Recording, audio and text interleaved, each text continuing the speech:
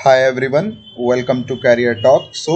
इस वीडियो में हम 2 और 3 फरवरी का डेली पीआईबी एनालिसिस देखेंगे, जो हमारे UPSC, CSC and state PSC का current affair, state affairs and the international affairs के सिलेबस को कवर करता है। ओके, जो हमारी पहली पीआईबी है वो किससे रिलेटेड है? वो रिलेटेड है solar and the biodiesel mini grid system, जिसको डेडिकेट किया है नेशन को। किसके द्वारा ये डेडिकेट किया गया है? By the CSIR CMERI।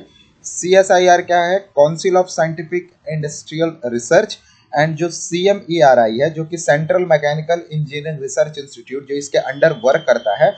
उन्होंने क्या बनाया है? उन्होंने बनाया solar and biodiesel mini grid system, and उन्होंने डेडिकेट किया है नेशन को। तो देखिए, हमने सोलर एंड बायोडीजल जो है, जो सोलर यहाँ पर क्या है, ये सोलर फोटोवोल्टिक है, एंड जो बायोडीजल, तो हमने बायोडीजल के बारे में अच्छी तरीके से पढ़ा है कि बायोडीजल फीड स्टॉक से बनता है। ओके, एंड उसको ब्लेंडिंग के लिए यूज किया जाता है। लेकिन यहाँ पर जो सोलर फोटोवोल्टिक है, इसके बारे में स्टडी कर लेते हैं। और बायोडीजल के बारे में हमने बहुत सारी प्रीवियस वीडियोस में, जो जनरली न्यूज में आता रहता है, उसमें हमने बायोडीजल को एकदम ब्रॉडली कवर किया है। ओके, यहाँ पर हम फोटोवोल्टिक के बारे में देख लेते हैं। जो फोटोवोल्टिक्स जो एक न्यू टर्म है, ये है क्या? देखिए, ये दोनों तो एक रिन्यूएबल एनर्जीज हैं, एंड ये क्या करती है? Can help in the reducing pollution. Solar photovoltaic है क्या? जो आपके जब सामने जो इमेज दिख रही है, एक फोटोवोल्टिक सेल है। ओके, तो आपने सोलर पैनल में देखा होगा, जो ब्लैक कलर के जो लगे हुए होते हैं।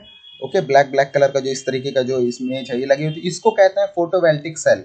और ये ढेर सारे फोटोवोल्टिक सेल मिलके एक सोलर पैनल बनाते हैं। Okay, these are the main component that make up a solar panel. ये जो सेल्स होते हैं, ये सब मिल के एक सोलर पैनल बनाते हैं। तो ये सेल एक्चुअली में करते क्या है? देखिए, जो मेजर रोल प्ले करता है सोलर पैनल में, वो ये फोटोवोल्टिक सेल ही करते हैं। ओके, ये फोटोवोल्टिक सेल क्या करता है? एक तरीके का इलेक्ट्रिकल डिवाइस है, जो क्या करता है, जो सनलाइट की जो एनर्जी होती है, that converts the energy of light into a electricity by the photovoltaic effect. Okay, जो सनलाइट जो इन सेल्स पे जब गिरती है, तो ये क्या करती हैं? जो लाइट की जो एनर्जी, उसको कन्वर्ट करती है किसमें? इलेक्ट्रिकल एनर्जी में। That's convert into the electricity. और यहाँ पर इसका यूज किया जा रहा है फोटोवोल्टिक सेल का। ओके, तो यहाँ पर दो चीज बनाई गई है, solar and the biodiesel mini grid system बनाई गई है। जो यूजफुल कहाँ पे होने वाला है? ये अर्बन एरियाज में यूजफुल होने वाला है, हिली एरियाज में यूजफुल होने वाला है, जहाँ पर प्रॉपर तरीके से इलेक्ट्रिसिटी नहीं पहुँच पाती। इसलिए यहाँ पर CSIR ने इसको नेशन को डेडिकेट किया है। अगर हम फोटोवोल्टिक सेल को हमने यहाँ पर देखा क्या होता है, एंड अगर हम इसके बारे में और थोड़ा जानने की कोशिश करें, तो जो पहला अगर फोटोवोल्टिक का उपयोग किया गया, द एप्लीकेशन ऑफ फोटोवोल्टिक सबसे पहले यूज किया गया था सैटेलाइट्स में। Okay, to generate a power. Okay, was to used to as a power in the orbiting satellite and other spacecraft। लेकिन अगर हम आज की बात देखें, तो today the majority of the photovoltaic modules are used for the grid connected system for power generation. आजकल majority में यूज किया जा रहा है, वो किस लिए यूज किया जा रहा है? For power generation. तो हमने यहाँ पर देखा, दो चीज हमने देखा, biodiesel and the solar photovoltaics क्या होते हैं। और यहाँ पर CSIR ने क्या किया है? यहाँ पर वर्क किया है और इसको नेशन को डेडिकेट किया है। और ये कितना वॉट की कैपेसिटी इंश्योर करने वाला है? It will ensure the 50 kilowatt of capacity of electricity and providing a 24/7 power. Okay, to the hilly areas and remote areas. Okay, जहाँ पर इलेक्ट्रिसिटी पहुँच नहीं पाती है, जहाँ पर लोग अभी भी इलेक्ट्रिसिटी प्रॉब्लम से घिरे हुए होते हैं। उसके साथ साथ यहाँ पर देखिए, हमारी जो इंडिया है, ओके, इंडिया में जो पावर कैपेसिटी है, जो इंस्टॉल्ड पावर कैपेसिटी है, वो ज़्यादातर किन सब चीज़ों से लाई जाती है? जो इलेक्ट्रिसिटी जनरेशन की अगर हम बात करें, तो वो किन सब चीज़ों से लाई जाती है? बाय द फॉसिल फ्यूल जैसे कि कोल, डीजल, इन सब चीज़ों से इलेक्ट्रिसिटी जनरेट की जाती है, वाटर से। ओके, इन सब चीज़ों से। लेकिन और ये सब क्या करते हैं? जैसे कोल, डीजल, ये सब जलते हैं, तो ये हाईली अफेक्ट करते हैं हमारे इन्वायरमेंट को। जैसे इन्वायरमेंट पॉल्यूशन होता है, और इससे हमारी जो एनर्जी सिक्योरिटी है, वो भी थोड़ा खतरे में रहती है। लेकिन यहाँ पर सनलाइट का यूज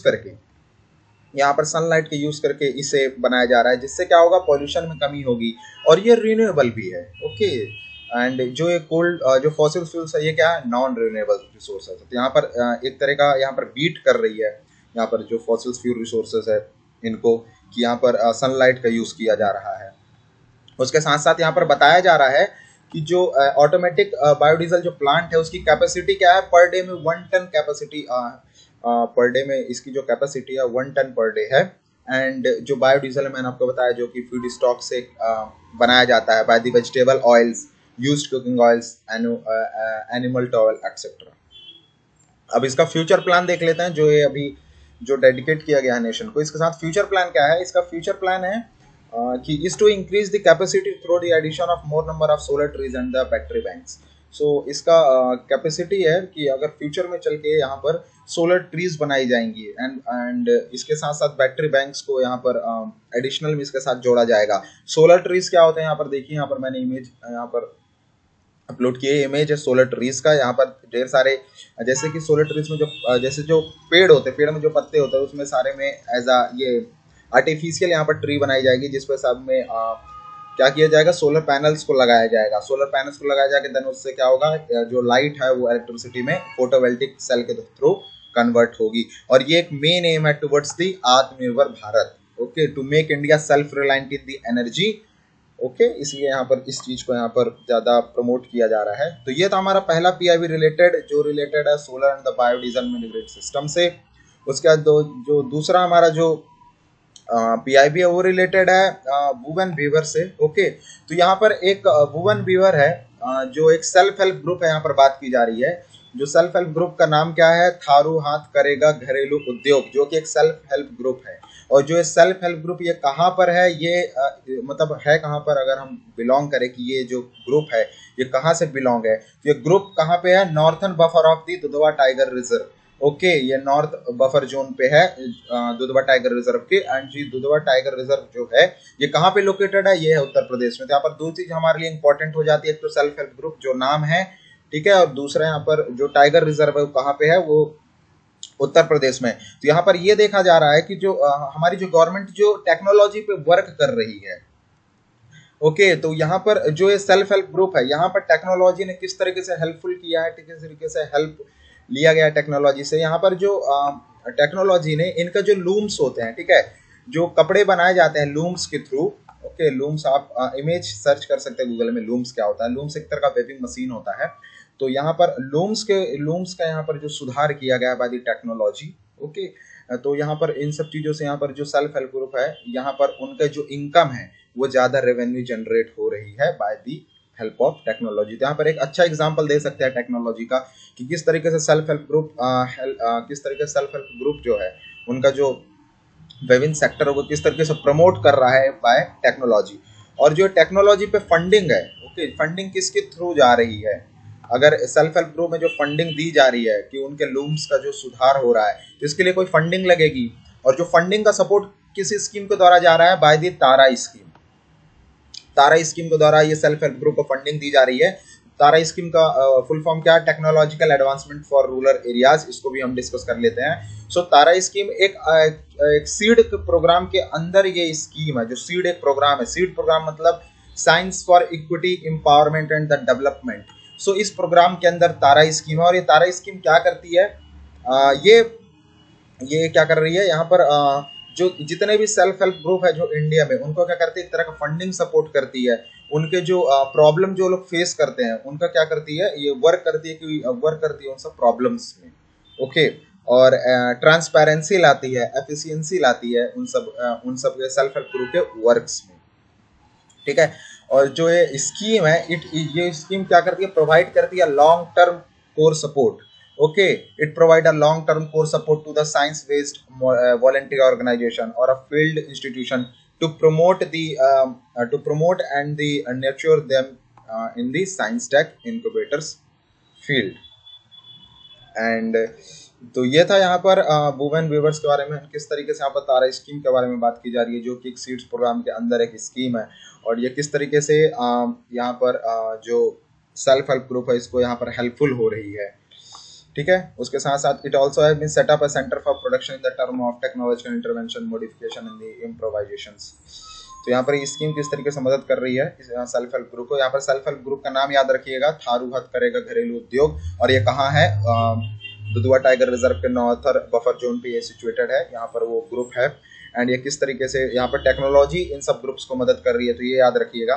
स्कीम्स याद रखिएगा, तारा स्कीम जो यहाँ पर इंपॉर्टेंट है। और ये किसके अंडर आती है, सीड्स प्रोग्राम है जो साइंस टेक डिपार्टमेंट का, department of science and technology का जो सीड्स प्रोग्राम है उसके अंडर ये स्कीम आती है। और स्कीम सेल्फ हेल्प ग्रुप को किस तरीके से प्रमोट कर रही है, ओके, तो इसको याद रखिएगा। उसके बाद हमारा जो नेक्स्ट पीआईबी वो किससे रिलेटेड है, गवर्नमेंट ने अभी तक कितने इनिशिएटिव्स लिए हैं to encourage the women scientist in research activities.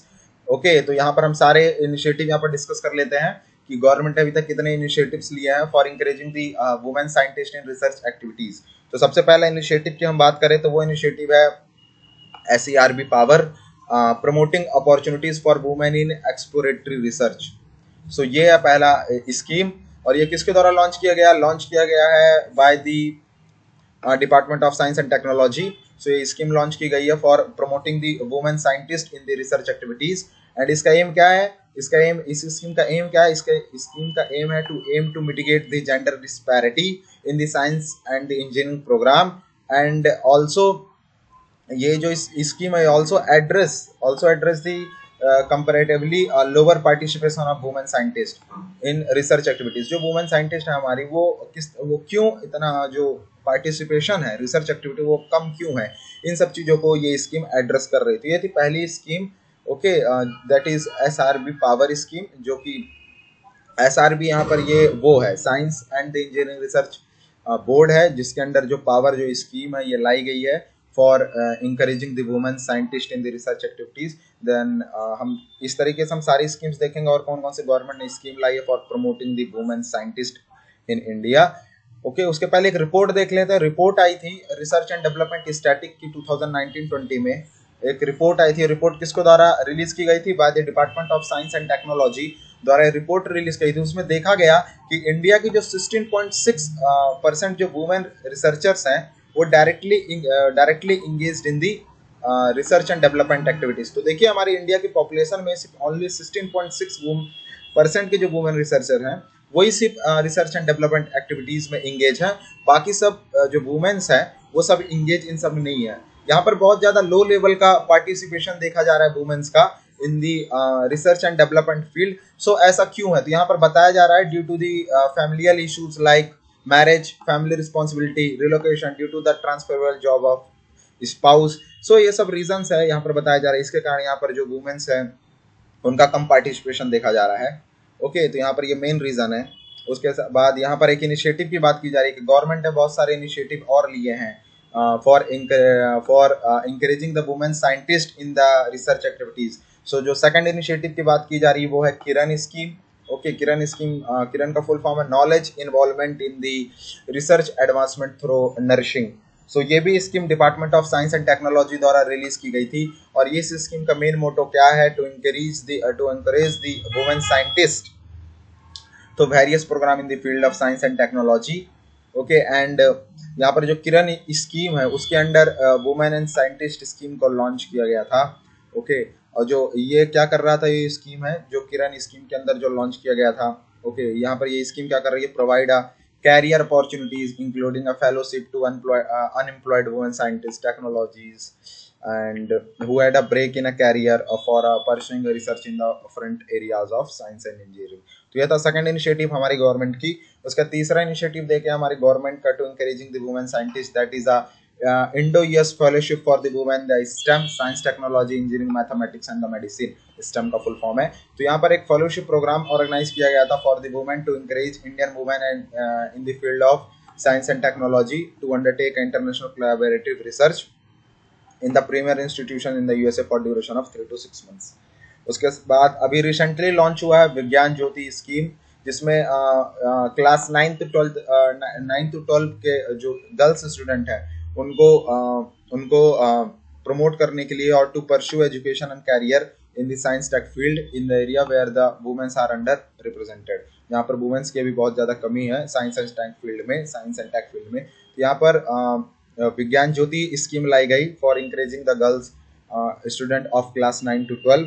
उसके साथ साथ department of science and technology ने भी एक प्रोग्राम लॉन्च किया था। उस प्रोग्राम का नाम क्या है? उस प्रोग्राम का नाम क्या है? Biotechnology career advancement and the reorientation program to encourage the women scientist in the biotechnology research. उसके बाद CSIR council for scientific and the industrial research, उन्होंने क्या किया है? उन्होंने प्रोवाइड किया है एक तरह का age relaxation of 5 years to the women researcher to pursue a doctoral and the post doctoral research for award of fellowship and the associateships. उसके बाद और क्या हमारी गवर्नमेंट ने काम किया है? जो अर्थ साइंस है, मिनिस्ट्री ऑफ अर्थ साइंस है, उन्होंने एक बहुत बड़ा कंट्रीब्यूशन दिया है, कंट्रीब्यूशन ऑफ वुमेन साइंटिस्ट इस फील्ड पे।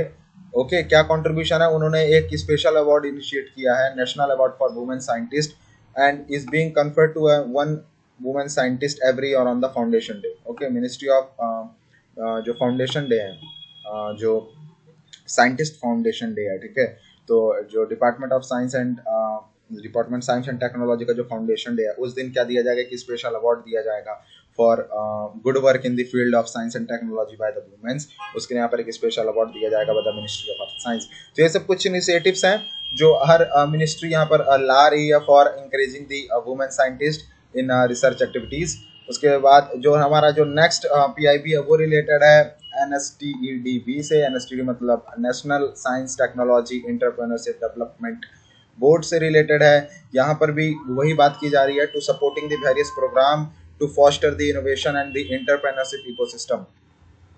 यहाँ पर साइंस एंड टेक के फील्ड में यहाँ पर प्रमोशन के लिए, ओके, यहाँ पर प्रमोशन के लिए यहाँ पर NSTEDB सपोर्ट कर रहा है वेरियस प्रोग्राम्स को। तो सबसे पहले देख लेते हैं कि जो NSTEDB है, okay, the national science technology entrepreneurship development board, वो क्या करता है, उसका फंक्शन क्या है। उसके बाद देखेंगे कि क्या वर्क किया है इसने, ठीक है। तो ये सबसे पहले ये department of science and technology के अंडर फंक्शन करता है। उसका मेन फंक्शन क्या है? To act as a policy advisor body to the government matters relating to the science and tech entrepreneurship development, to guide the department in implementation, monitoring and the evaluation of schemes and programs related to the science and development. And third one is to guide in generating a new program and schemes related to the science. तो ये 3 function है इसके national science and technology internship development board के। And यहाँ अभी तक जो NSTEDB है उन्होंने क्या किया है? उन्होंने बहुत सारे प्रोग्राम सपोर्ट किए हैं। NSTED has been supporting a various program to foster the innovations and entrepreneurship ecosystem। Okay, जैसे कि जो NSTEDB का एक अम्ब्रेला प्रोग्राम है, जैसे कि निधि जो कि एक अम्ब्रेला प्रोग्राम है, ठीक है, NSTEDB का, okay, that is a national initiative for developing harassing innovations. तो ये प्रोग्राम लॉन्च किया गया था for the innovations, okay, for the innovation and the entrepreneurship ecosystem in the field of science and tech. उसके बाद major work देख लेते हैं। Some of the innovative products recently developed by the NSTEDB program, that is a ergogenic toilet, उसके बाद non invasive screening and the detection of oral cancer, water saving RO filters, in space propulsion system, orbital launch vehicle, IoT enabled automated smart cradle। Okay, ये सब चीज अभी तक इतने सारे innovative products बनाए जा चुके हैं by the NSTED program. So ये सब वर्क है for the innovation field in science and tech. आपको यहाँ पर ये याद रखना है, यहाँ पर मेजर जो आपको याद रखना है, ये अथॉरिटी, ये बोर्ड याद रखिएगा, ये बोर्ड करती क्या है। उसके बाद इसके बोर्ड के अंदर जो एक प्रोग्राम, अम्ब्रेला प्रोग्राम है, निधि प्रोग्राम है, जो किस तरीके से हेल्पफुल है फॉर टेक्नोलॉजी, ओके, प्रमोट कर रही है, ये याद रखिएगा। तो ये था जो हमारा PIB। उसके बाद नेक्स्ट PIB हमारे इंपॉर्टेंट है, वो है सीज फायर रिलेटेड से, cease fire violation and the terrorist attack. देखिए, हमारे जो इंटरनेशनल बॉर्डर है पाकिस्तान के साथ, जिसे LOC भी कहा जाता है, तो वहाँ पर क्या है, लास्ट 3 डिकेड्स में बहुत सारे जो टेररिस्ट एक्टिविटीज देखे गए हैं, और जो जम्मू कश्मीर है वो हाईली अफेक्टेड एरिया है बाय द टेररिज्म। ओके, तो यहाँ पर हमारी गवर्नमेंट क्या कर रही है? गवर्नमेंट अडॉप्ट कर रही है policy of zero tolerance toward the terrorism. इसके लिए गवर्नमेंट ने हमारे ढेर सारे इनिशिएटिव्स लिए हैं फॉर कॉम्बेटिंग दिस टेररिज्म और to curb the terrorist activities. तो सबसे पहले गवर्नमेंट ऑर्गेनाइज करने वाली है काइनेटिक ऑपरेशन। काइनेटिक ऑपरेशन में क्या करने वाली गवर्नमेंट आइडेंटिफाई करेगी टेररिस्ट को, okay, identify the terrorist and their tactical supporters. उनको सपोर्ट कौन कर रहा है, फंडिंग कहाँ से आ रही है, एंड ढेर सारे ऑपरेशंस रन करने वाली है, जैसे कि कॉर्डन एक ऑपरेशन है, okay, to seek them, to seeking them कि ये टेररिस्ट कौन है और उनको सपोर्ट कौन कर रहा है। उसके बाद जो दूसरा ऑपरेशन करने वाली बात, that is a preventive operation. इसमें क्या करेगी, actively identifying the strategic support of terrorism and initiating the investigation और to remove the camouflaging layer. Camouflaging layer मतलब, कैमोफ्लैग का मतलब क्या होता है कि कोई भी बॉडी है जैसे वो पूरे तरीके से अपने आप को ढक ले, ओके, उसको कहते हैं जो अपने आप को ढकना किसी भी चीज से, ओके, उसको कहते हैं कैमोफ्लैग। तो ये सब जो टेररिज्म है, जो पीछे मेन जो एरिया है, जो पीछे मेन जो रीजन है कि कौन उनको फंडिंग दे रहा है, ओके, किसके पीछे वर्क कर रहे हैं, ये टेररिस्ट आ कहाँ से रहे हैं, तो इन सब चीजों में वर्क करने वाली है यहाँ पर। उसके साथ साथ यहाँ पर नाइट पेट्रोलिंग करेगी, ओके, नाइट पेट्रोलिंग होने वाली है यहाँ पर पूरी ये एलओसी पे, जो कि अभी भी चलती है। उसके साथ साथ गवर्नमेंट और कुछ स्टेप्स ले रही है। स्टेप्स क्या ले रही है, coordination meeting are being regularly conducted. उसके बाद sharing of intelligence input on a real time basis among the all security forces operating in the Jammu and Kashmir. तो ये सब कुछ स्टेप्स ले रही है government to curb the terrorist activities in the Jammu Kashmir, जो कि highly affected area by the terrorism. उसके बाद हमारा नेक्स्ट पीआईबी है वो रिलेटेड है आयुष्मान भारत योजना से रिलेटेड है। सो आयुष्मान भारत योजना के बारे में हम देख लेते हैं क्या है।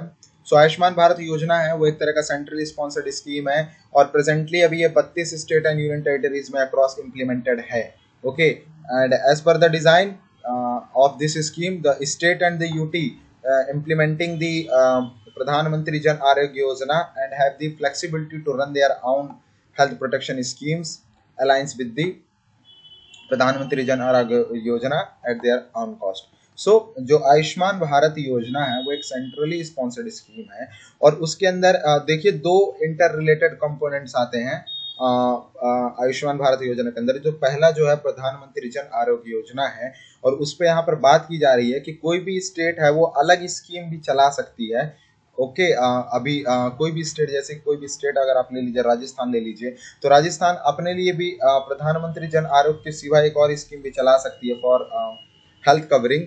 लेकिन वो क्या होगा, वो क्या होगा, वो अलायंस होगा, वो प्रधानमंत्री जन आरोग्य योजना के अलायंस के साथ वो स्कीम चलाई जाए और उसका जो पैसा है वो खुद देखेगी, ना कि जो गवर्नमेंट देगी, ओके। सेंट्रल गवर्नमेंट इस चीज को फंडिंग नहीं करेगी। तो अब यहाँ पर हम देख लेते हैं पूरे आयुष्मान भारत के बारे में देख लेते हैं। उसके पहले जो आयुष्मान भारत है, ओके, ये फंडिंग जो है, जो आयुष्मान भारत की जो फंडिंग है वो शेयर की जाती है, क्योंकि आयुष्मान भारत एक सेंट्रली स्पॉन्सर्ड स्कीम है तो सेंटर और स्टेट के बीच फंडिंग होगी तो शेयरिंग देखी जाती है, तो बराबर का शेयर होता है सेंट्रल और स्टेट गवर्नमेंट का ये आयुष्मान भारत पे। लेकिन जो स्टेट है, नॉर्थ ईस्टर्न स्टेट है और Himalayan state and UT with legislature, वहां पर 60% जो शेयर है वो सेंट्रल का और 40% जो शेयर है वो स्टेट का है। और for northern state and the Himalayan का रेशियो देखा जाए तो वहां पर 90 और 10 का रेशियो है और यूनियन टेरिटरी विदाउट लेजिस्लेचर है, वहां पर देखा जाए तो 100% की फंडिंग है by the central government, okay. So ये सब कुछ इंपॉर्टेंट फंडिंग्स है फॉर जो अलग अलग है नॉर्थर्न स्टेट और हिमालयन स्टेट और यूनियन टेरिटरीज विथ लेजिस्लेचर, उसके लिए जो फंडिंग का रेशियो है वो अलग है। 60% फंडिंग करेगा सेंट्रल गवर्नमेंट और 40% फंडिंग करेगा स्टेट। उसके बाद अगर नॉर्थ स्टेट और हिमालयन स्टेट की बात करें तो 90% फंडिंग करेगा हमारा सेंट्रल गवर्नमेंट और 10% फंडिंग करेगा वो स्टेट। उसके बाद अगर यूनियन टेरिटरी विदाउट लेजिस्लेचर की बात करें, ठीक है, तो वहां पर पूरा फंडिंग करने वाला है, 100% फंडिंग करेगा सेंट्रल गवर्नमेंट, ठीक है। अब यहाँ पर अच्छी तरीके से हम देख लेते हैं आयुष्मान भारत के बारे में। आयुष्मान भारत है क्या, तो सबसे पहले देख लेते हैं जो आयुष्मान भारत लॉन्च कैसे किया गया। आयुष्मान भारत को रिकमेंड किया गया by the national health policy 2017, okay. उसके अकॉर्डिंग इसे लॉन्च किया गया था आयुष्मान भारत को। एंड इसका विजन क्या है, vision to universal health coverage, okay, इसका मेन विजन है। और जो ये इनिशिएटिव जो चलाया गया था, that initiative designed on the lines of sustainable development goal, okay. Sustainable development जो हमारा 17 गोल है यूनाइटेड नेशन के द्वारा जिसको अचीव करना है बाय 2030, सो उसके अंडर उसके लाइन पे ये इस आयुष्मान भारत को लॉन्च किया गया था। इसका एम क्या है, to undertake a path breaking interventions to holistically address the health at primary, secondary and tertiary, तीनों लेवल पे यहाँ पर हेल्थ को मेजर किया जाएगा। अब देखिए जो तीनों लेवल पे हेल्थ को मेजर तो किया जाएगा, उसके साथ साथ आप याद रखिए कि जो आयुष्मान भारत है उसके दो इंटर रिलेटेड कंपोनेंट्स हैं। ओके, दो इंटर रिलेटेड कंपोनेंट्स है। पहला जो है हेल्थ एंड वेलनेस सेंटर और दूसरा है प्रधानमंत्री जन आरोग्य योजना। दोनों जो कंपोनेंट है, ये दोनों कंपोनेंट किसके हैं? आयुष्मान भारत के अंदर के दो कंपोनेंट है। दोनों कंपोनेंट को हम डिस्कस कर लेते हैं। जो हेल्थ एंड वेलनेस सेंटर है, जो कि लॉन्च किया गया था फरवरी 2018 में, और इसके अंडर क्या था? Creation of 1,50,000 health and wellness centre all over the country. पूरे कंट्री में 1,50,000 हेल्थ एंड वेलनेस सेंटर खोले जाने थे। और bye transforming the existing centres and the primary health centres. Okay, and these centers are deliver the comprehensive primary health care, bringing the health care closer to the homes of the people। And यहाँ पर जो primary health care है वहाँ पर ये जो centres वहाँ पर फोकस करने वाले हैं। उसके साथ साथ they will cover the both maternal and the childhood services, non communicable disease including free essential drugs and diagnosis services. तो ये था हेल्थ एंड वेलनेस सेंटर का। उसके बाद हम दूसरा देखें यहाँ पर, तो प्रधानमंत्री जन आरोग्य योजना, उसका देख रहे थे जो दूसरा कंपोनेंट आयुष्मान भारत का। तो यहाँ पर देखिए, यहाँ पर क्या बताया जा रहा है कि जो प्रधानमंत्री जन आरोग्य योजना है, this is the world largest health insurance and the assurance scheme, जो फुली फाइनेंस्ड की जा रही है by the government. By the यहाँ पर देखिए, बाय दी गवर्नमेंट यहाँ पर लिखा हुआ है, इसका मतलब ये है कि हर जगह फंडिंग चेंज है ना। आप याद रखिए कि हर जो एक्सेप्ट अगर हम north eastern state, Himalayan state and UT को छोड़ दिया जाए, तो अगर बाकी स्टेट जो है वहाँ पर 50-50 की फंडिंग है। 50% फंडिंग करेगा हमारा सेंट्रल गवर्नमेंट और 50% फंडिंग करेगा स्टेट। लेकिन अगर नॉर्थन स्टेट की बात की जाए तो वहाँ पर 60-40 है, याद रखिएगा, ठीक है। तो नॉर्थन स्टेट में फंडिंग थोड़ा सा चेंज है, जहाँ पर सेंट्रल ज़्यादा फंडिंग करेगा और स्टेट कम फंडिंग करेगा। अगर यहाँ पर दूसरे कंपोनेंट की बात की जाए, यहाँ पर प्रधानमंत्री जन आरोग्य योजना, तो यहाँ पर it is the world largest health insurance or assurance scheme, and it provide a cover of 5 lakh per family per year for secondary and the tertiary care hospitalization across the public and the private impaired hospitals, and over 10.74 crore people and the vulnerable families are eligible for these benefits. And the Pradhan Mantri Jan Arogya Yojana provide a cashless access to the health services for the beneficiaries at the point of service at that hospital. Okay, and the Pradhan Mantri Jan Arogya Yojana envisioned to help mitigate the catastrophic expenditure, and the catastrophic मतलब जितने भी disasters आते हैं, okay, on a medical treatment, and it cover up to 3 days of pre-hospitalization and the 15 days of post-hospitalization expenses such as the diagnosis and the medicines. And there is a, याद रखिए, there is a no restriction on the family size, age and gender, प्रधानमंत्री जन आरोग्य योजना के अंदर। उसके साथ साथ जो पहले अगर हम बात करें कि जो प्रधानमंत्री जन आरोग्य योजना है उसको पहले किसी और नाम से जाना जाता था, that name is national health protection scheme. Okay, फिर बाद में उसको रीनेम करके बोला, उसको नया नेम दिया गया, दैट इज प्रधानमंत्री जन आरोग्य योजना। तो याद रखिएगा, दो मेन रिलेटेड कंपोनेंट्स है आयुष्मान भारत के अंदर, और हमने आयुष्मान भारत भी देखा कि किसके अंदर लॉन्च हुआ। उसके साथ साथ जो अभी रिसेंट की हम बात करें कि जो प्रधानमंत्री जी हमारे जो लॉन्च किए हैं, दैट इज प्रधानमंत्री जन आरोग्य योजना सेहत स्कीम जो लॉन्च की गई है, ये भी एक आयुष्मान भारत का एक पार्ट है, ठीक है, जो लॉन्च किया गया था हमारे जो हमारे prime minister mister Narendra Modi, उन्होंने लॉन्च किया था पीएम-जे सेहत स्कीम लॉन्च की है। और ये स्कीम किन लोग के लिए लॉन्च की है? For the resident of Jammu and Kashmir, उनके लिए लॉन्च की। और ये भी एक पार्ट है आयुष्मान भारत का। और इस स्कीम के अंदर क्या है वो डिस्कस कर लेते हैं। ये स्कीम क्या करने वाला है? Scheme stands for social Endeavour for health and telemedicine, और एक health insurance scheme for the UT of Jammu and Kashmir.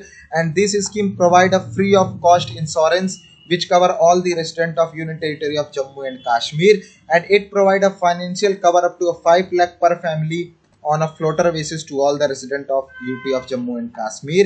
And last one, it provide for an operational extension of Pradhan Mantri Jan Arogya Yojana to 15 lakh additional families. Okay, so ये कुछ इसकी ये scheme है जो launch की गई है जम्मू कश्मीर में, पीएम-जे सेहत स्कीम, ठीक है। तो ये तो हमने पूरी चीज डिस्कस की। उसके बाद हमारा जो नेक्स्ट जो पीआईबी है वो किससे रिलेटेड है, वो रिलेटेड है वेटलैंड से रिलेटेड है। हम इसको डिस्कस कर लेते हैं वेटलैंड से रिलेटेड। तो 2 फरवरी को हमेशा देखिए वर्ल्ड वेटलैंड सेलिब्रेट किया जाता है। और इस साल हमारी जो मिनिस्ट्री है, ministry of environment forest and climate change, उन्होंने अनाउंस किया है कि वो इस्टेब्लिश करने वाले हैं centre for wetland conservation management which is a part of national centre for sustainable and coastal management Chennai. Okay तो यहाँ पर इंडिया का पहला इंडिया का पहला first centre for wetland and conservation management खोला जा रहा है, और जो कि एक पार्ट होगा national centre for sustainable coastal management का एक पार्ट होगा। ओके तो यहाँ पर इस चीज को खोला जा रहा है ऑन वर्ल्ड वेटलैंड डे। तो हम यहाँ पर पहले देख लेते हैं वेटलैंड डे क्या, वेटलैंड क्या होता है, उसके बाद हम इंडिया का क्या पर्सपेक्टिव है वेटलैंड में और ग्लोबल का क्या इनिशिएटिव है वेटलैंड में, ये सारी चीज डिस्कस कर लेते हैं। उसके पहले ये देख लीजिए जो इंडिया में 4.6 nearly 4.6% of its land as a wetland, okay, and covering the area of 15.26 million hectare, and India has 42 wetland sites। ठीक है, इंडिया में भी 42 wetland sites हैं। इसको हम एंड देख लेते हैं 42 जो wetland sites उसका भी हम डिस्कस करेंगे। सबसे पहले हम देखते हैं वेटलैंड होता क्या है। वेटलैंड क्या है, land transitional between the terrestrial and the aquatic ecosystem where the water table is equally at or near the surface or the land is covered by a shallow water।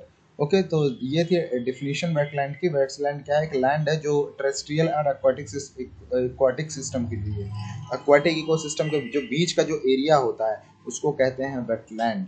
Okay the land transitional between the terrestrial and the aquatic ecosystem, उसके बीच का जो land होता है उसको कहते हैं wetland, जहाँ पर water table is equally and near the surface और the land is covered by a shallow water, उसको कहते हैं वेटलैंड। अगर हम ग्लोबल कंजर्वेशन एफर्ट की बात देखें तो ग्लोबली जो वेटलैंड है उसको कंजर्व कौन करता है, तो रामसर कन्वेंशन है। ओके रामसर कन्वेंशन जो एक कन्वेंशन है, जो एक इंटरनेशनल ट्रीटी है, ये क्या करती है, ये इंटरनेशनल ट्रीटी है for the conservation and the vice use of wetland. तो वेटलैंड के कंजर्वेशन के लिए ग्लोबली एक कन्वेंशन है, जो कन्वेंशन का नाम क्या है, रामसर कन्वेंशन। ठीक है, आप रामसर कन्वेंशन याद रखिएगा। ये किससे रिलेटेड है, ये वेटलैंड से रिलेटेड है, and it is named after the Iranian city of Ramsar जो कि ऑन द कैस्पियन सी, जो कि कैस्पियन सी में है। एंड हमारी इंडिया ने इस ट्रीटी को साइन किया था 1971 में। ठीक है, जो इंटरनेशनल ट्रीटी है ऑन वेटलैंड, जिसको दूसरे नाम से जाना जाए रामसर कन्वेंशन, उसको इंडिया ने साइन किया था 2 फरवरी 1971 में। No officially known as the convention on the wetland of international importance specially as the waterfowl habitat. ठीक है, इसको पहले इस नाम से जाना जाता था, एंड लोकली अगर हम लेमैन की लैंग्वेज में बात करें तो it known as a convention on wetland. और ये फोर्स कब आया, ओके और ये फोर्स में कब आया, it came on force on 1975। ठीक है, ये 1975 में फोर्स में आया। उसके साथ साथ देख लीजिए जो कन्वेंशन मिशन है, इसका मेन मिशन क्या है, the conservation of and the vice use of all wetland through the local and the national action and the international cooperation as a contribution towards achieving the sustainable development throughout the world। इसका एक main aim है। India में अभी तक total 42 Ramsar sites हैं which are the wetland of international importance. और जो last अभी दिसंबर 2020 में देखिए, पहले 41 रामसर साइट था और दिसंबर 2020 में एक नया वेटलैंड जोड़ा गया। That wetland name is shocker wetland complex, जो कि ऐड किया गया। और जो शोकर वेटलैंड है ये कहाँ है, ये है लद्दाख में, और ये बना हमारा 42nd रामसर साइट। और ये जो शोकर वेटलैंड है, this include a high altitude wetland complex of 2 connected lakes, that is a Startsapuk Tso and the Tsokar. Okay, ये 2 लेक्स को जोड़ता है। जो पहला लेक है स्टार्टस पक शो और दूसरा शोकर, जो 2 लेक है, ये दोनों लेक को जोड़ता है ये शोकर वेटलैंड। और ये वेटलैंड कहाँ है, लद्दाख में है, और ये 42nd हमारा रामसर साइट बना। उसके साथ साथ यहाँ पर एक मॉन्ट्रिक्स रिकॉर्ड है। ओके, ये रामसर साइट का एक पार्ट है मॉन्ट्रिक्स रिकॉर्ड। ठीक है, it is maintained as a part of Ramsar list.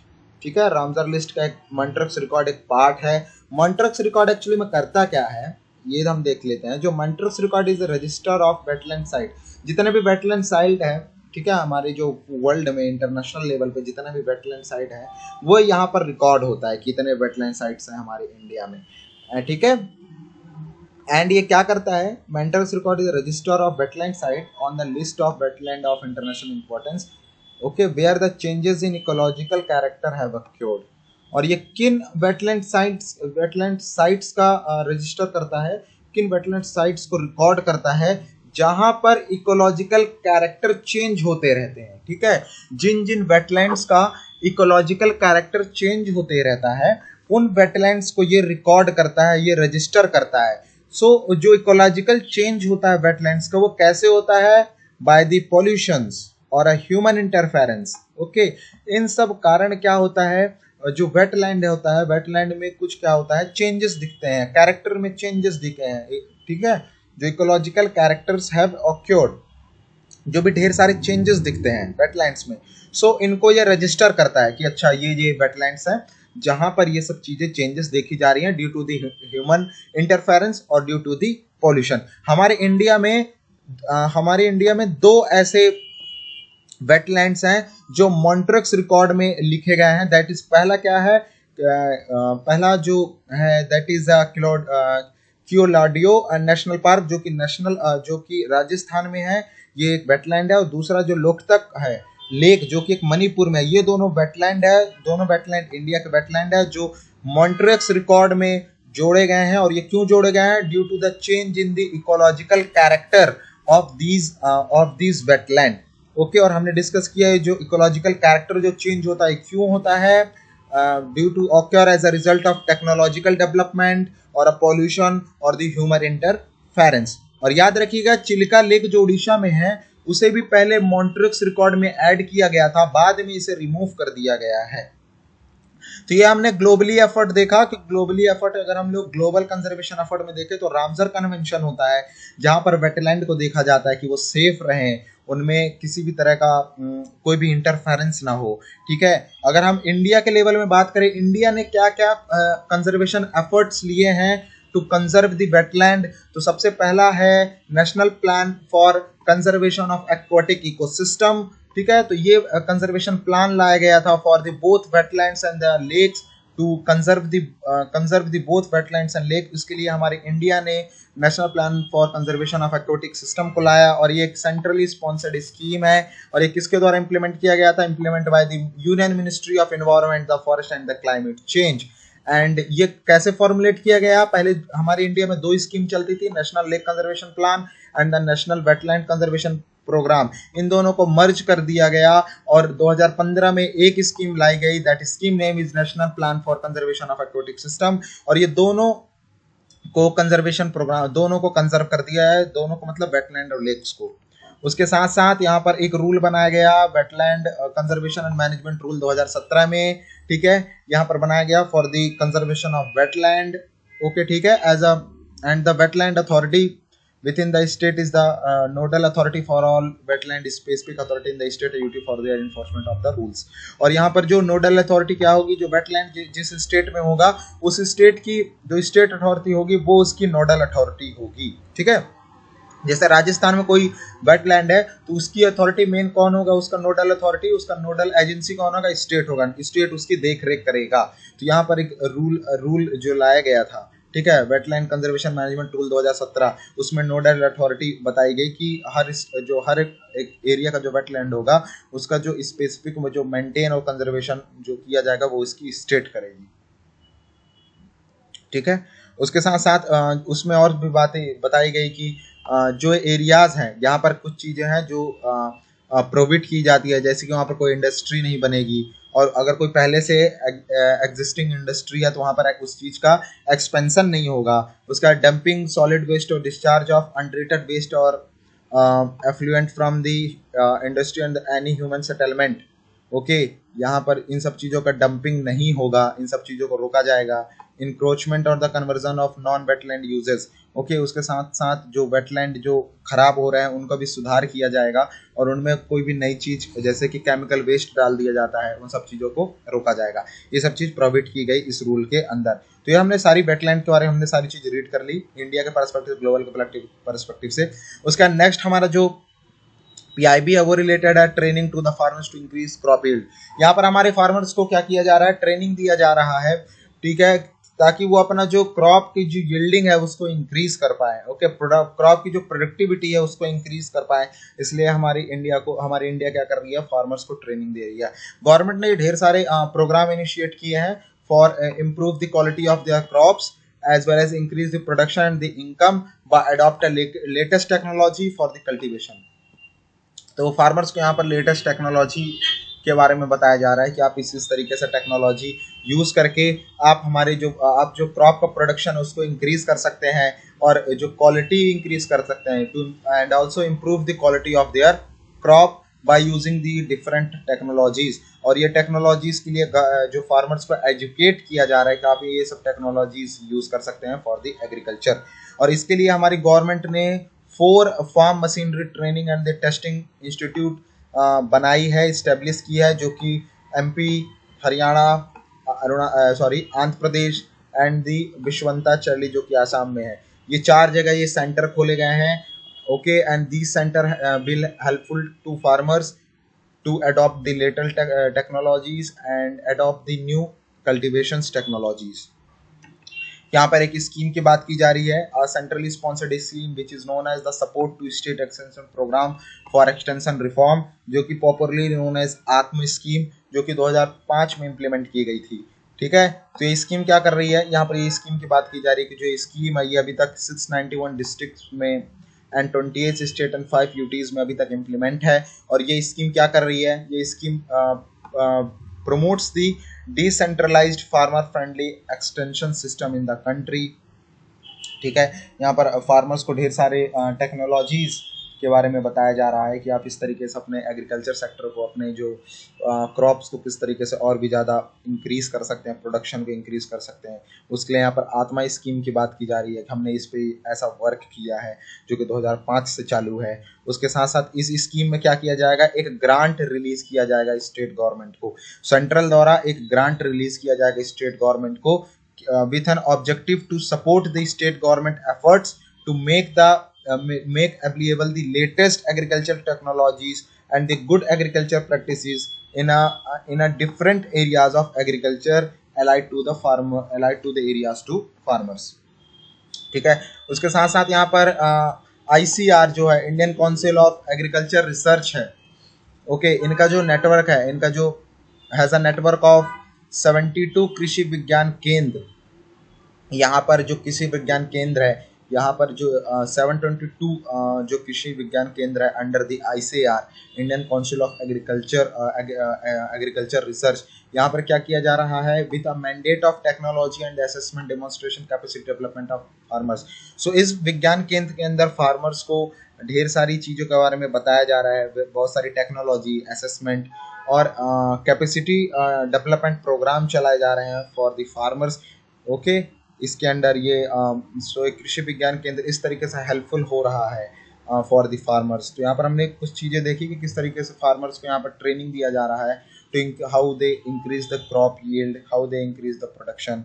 उसके लिए 4 farm machinery training and testing industry खोली गई है इस तरीके से। उसके बाद यहाँ पर एक स्कीम की बात की जा रही है कि ये स्कीम है, आत्मा स्कीम है, जो 2005 से चल रही है और ये किस तरीके से सपोर्ट कर रही है, हमारी जो सेंट्रल गवर्नमेंट है वो स्टेट गवर्नमेंट को एक तरह का ग्रांट दे रही है कि आप ढेर सारी लेटेस्ट एग्रीकल्चर टेक्नोलॉजीज और गुड एग्रीकल्चर प्रैक्टिसेस जो फार्मर्स के सामने लाएं, फार्मर्स को अवेलेबल कराएं, ताकि वो अपना जो प्रोडक्शन है वो और भी ज़्यादा इंक्रीज करें। इससे हमारा जो एग्रीकल्चर सेक्टर है वो भी बूस्ट होगा।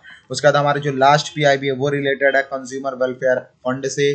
ठीक है, सो ये कंज्यूमर वेलफेयर फंड किस तरीके से सेटअप किया गया, under the CGST, okay, central goods and services tax act 1917 के अंदर ये कंज्यूमर वेलफेयर फंड सेटअप किया गया था। और ये सेटअप क्यों किया गया, to promote and protect the welfare of the consumers.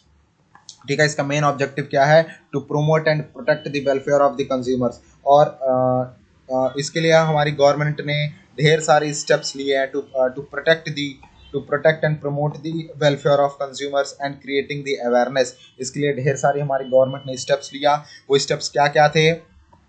देखिए, सबसे पहला pan India consumer awareness programme Jago, Grahak Jago, through the printing, electronic, outdoor, social media, okay, and also radio, All India Radio, Doordarshan, National Field Development Corporation. उसके बाद क्या किया? एक grant दिया गया by the central government to UT and state to generate awareness in their regional language. उसके बाद dissemination of consumer awareness message through the social media. उसके बाद participation in the various fair festival event to generate awareness through the consumer living in the rural and the backward areas. उसके साथ साथ celebration of world consumer right day, national consumer right day, bureau of Indian standard mobile care app launch किया गया ताकि इससे लोगों को अपना अधिकार पता चले कि उनका राइट्स, कंज्यूमर का राइट्स कोई छीने ना। ठीक है, उनको उनका जो प्रोटेक्ट करे कंज्यूमर्स को।